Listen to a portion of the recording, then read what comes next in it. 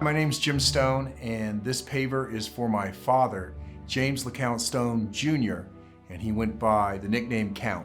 My dad was a tech sergeant in World War II. He had worked at the railroad, the K&I Railroad in Louisville, Kentucky, and he joined the Army after the start of the war and immediately got in a railroad battalion, the 728th, and worked his way up. He served first in England and then Cherbourg, France, where many subs bombed the troop ship that came in right after him, and on Christmas Eve he got to stack hundreds of dead soldiers whose bodies had frozen in the bay, and it really affected him the rest of his life. He went from Cherbourg, France, and moved to Nuremberg, Germany, where he ran the trains in and out of Nuremberg. He was responsible for making sure that the trains were functioning to the front lines and supporting the major battles with armament and also food and the different things that the troops needed.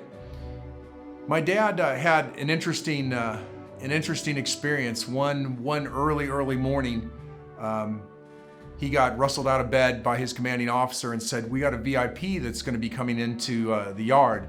Get your men ready, make sure everything's pulled together." And having no idea who it is, he woke his men up and got them ready. And my dad waited for the car that came in, and it happened to be Goering's car, who was one of Hitler's top generals. They had captured the car. So in comes this German train, and who steps down from that train car but General Eisenhower himself.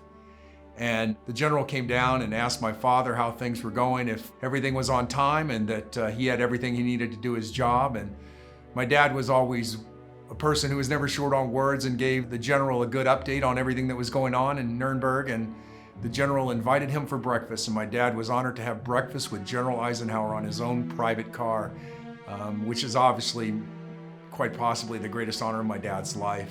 The military was so instrumental in my father's growth. My dad had never even had his own bed before he joined the Army. My dad slept on the porch in the summers and slept on the couch in the winters. He had 4 sisters, and they shared a small 2-bedroom house where my grandfather, they grew up in the Great Depression, the Louisville flood, and he grew up with very little. I mean, the greatest gift he ever got was a secondhand bike for Christmas. And so the U.S. Army was really formative for my father. It really taught him discipline, it taught him honor, and it also taught him that hard work could get him a long way. And I'm just really proud of my father. I'm really proud of his service. This is for you, Pops. Thanks for all you did. Thanks for being an example to me. And I want people to remember you and remember the great example you set for all of us. Love you. Thanks so much.